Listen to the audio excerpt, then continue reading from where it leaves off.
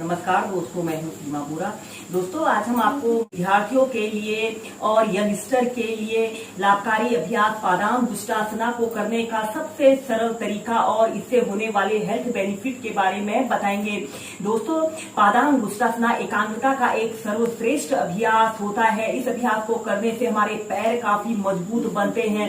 जिन लोगों को flat feet की समस्या होती है वह दूर होती है। इस अभ्यास को करने से हमारे रिप्रोडक्टिव ऑर्गन और हमारे इंटरनल ऑर्गन काफी मजबूत बनते हैं। आइए देखते हैं कि पादाम दुष्टासना को सबसे आसान तरीके से कैसे प्रैक्टिस किया जाता है। दोस्तों, पादाम दुष्टासना को करने के लिए सबसे पहले आपने ऐसे ही कागासना की पोजीशन पर ऐसे ही बैठ जाते हैं। कमर गर्दन आपने अपनी बिल्कुल सीधी रखते हैं। दोस्तों, कागासना एक बहुत ही सरल और सहज अभ्यास है और इसे सभी वर्ग के व्यक्ति बहुत ही आसानी से प्रैक्टिस कर सकते हैं। सबसे पहले आपने ऐसे ही कागासना की पोजीशन पर बैठ जाते हैं और कमर गर्दन बिल्कुल सीधी रखते हुए कुछ देर ऐसे ही मेंटेन करके रखें। इसके बाद आपने अपने शरीर का समस्त भार अपने पंजों पर ऐसे रखते हुए ऐसे अपने दोनों हाथों को ऐसे अपने घुटनों के ऊपर ऐसे रख लेते हैं। 30 सेकंड 2 मिनट पहले आप ऐसे ही अपने पंजों के बल आपने ऐसे ही बैठना है। जब आप ऐसे ही पंजों के बल बैठकर एक आरामदायक स्थिति पर इसमें बैलेंस बना लेते हो, तब ही आप पादाम दुष्टासना को प्रैक्टिस करें। जिन स्टूडेंट्स की मन में चंचलता होती है, यानी मन एकाग्र नहीं हो पाता है, उन लोगों के चित्त की चंचलता को दूर करता है। मन को एकाग्र करने वाला और दिमाग को शांत करने वाला यह एक बेस्ट अभ्यास होता है। फिर ऐसे अपने धीरे धीरे अपने हील को जमीन पर ऐसे रख लेते हैं और फिर इसके बाद आपने पंजों के बल ऐसे बैठ जाना है। एड़ियां ऊपर की तरफ रहेंगी, एड़ियों पर बैठना नहीं है। एड़ियों को हल्का सा टच करते हैं और अपने दोनों हाथों को ऐसे प्रणाम मुद्रा बनाकर ऐसे ही कागासना की पोजीशन पर रहते हैं। Normal breathing. दोस्तों, जब भी आप पादाम दुष्टासना अभ्यास को प्रैक्टिस करें तो आप ऐसे ही सबसे पहले ऐसे ही बैलेंस बनाने की कोशिश करें। यह शारीरिक संतुलन बढ़ाने वाला एक कठिन अभ्यास है। अगर आप इसे नियमित प्रैक्टिस करते हैं तो आप इसमें बैलेंस बना सकते हैं। दोस्तों, यह अभ्यास बच्चों के लिए, स्टूडेंट्स के लिए, यंगस्टर के लिए बहुत लाभकारी अभ्यास होता है। इसे करने से हमारे पैर काफी मजबूत बनते हैं। यह अभ्यास हमारे पंजों, हमारे टखने, हमारे घुटने, हमारे थाई मसल्स, काफ मसल्स के लिए एक बेस्ट अभ्यास है। जिन लोगों को फ्लैट फीट की समस्या होती है उस समस्या को भी दूर करता है।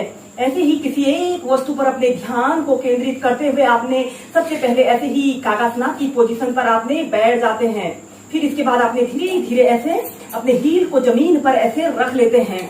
इसके बाद दोस्तों, इस पादाम दुष्टासना को करने के लिए आपको पद्मासना को भी अच्छी तरह से लगाना आना चाहिए। जब आप पद्मासना को अच्छी तरह से और एक आरामदायक स्थिति में लगा लेते हो, तभी इस पादाम दुष्टासना को प्रैक्टिस करें, क्योंकि जब हम इस अभ्यास को करते हैं तो हमने अर्ध पद्मासना को लगाना होता है।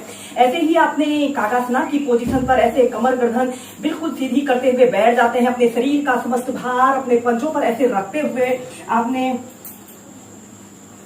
ऐसे रख लेते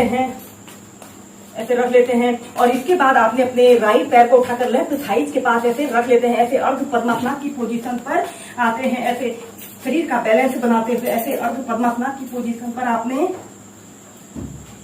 आना है और फिर धीरे धीरे आपने किसी एक वस्तु पर अपने ध्यान को केंद्रित करते हुए ऐसे पादाम दुष्टासना की पोजीशन पर आते हैं और सीधे देखते हैं।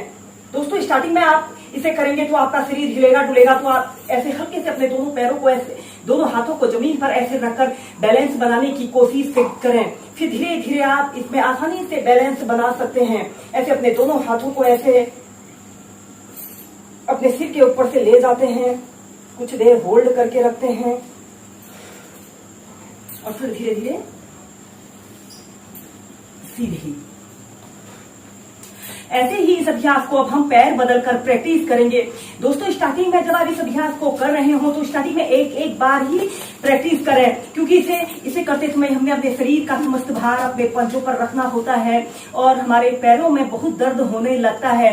फिर जब आप इसे हफ्ते भर भी प्रैक्टिस करते हैं तो आप इसे 2-2 बार प्रैक्टिस कर सकते हैं। पैर से प्रैक्टिस करेंगे, आपने ऐसे बैठ जाते हैं और इसके बाद आपने अपने लेफ्ट पैर को उठाकर राइट थाइस के पास ऐसे रख लेते हैं, ऐसे अर्ध पद्मासना की पोजीशन पर आते हैं और किसी एक वस्तु पर अपने ध्यान को केंद्रित करते हुए ऐसे प्रणाम मुद्रा बना लेते हैं, या फिर अपने दोनों हाथों को ऐसे अपने सिर के ऊपर रखते हैं, आपके दोनों बाजू आपके कान के पास सटे हुए हों।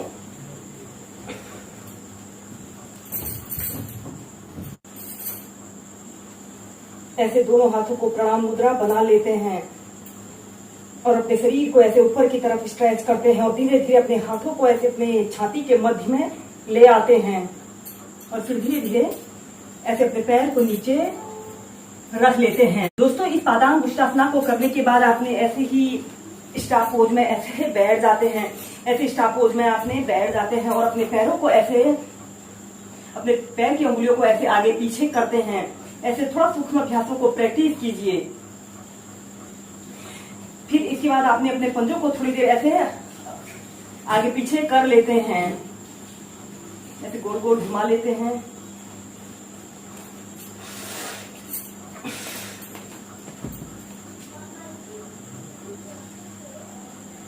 और ऐसे प्राइमरी स्टेज में आ जाते हैं।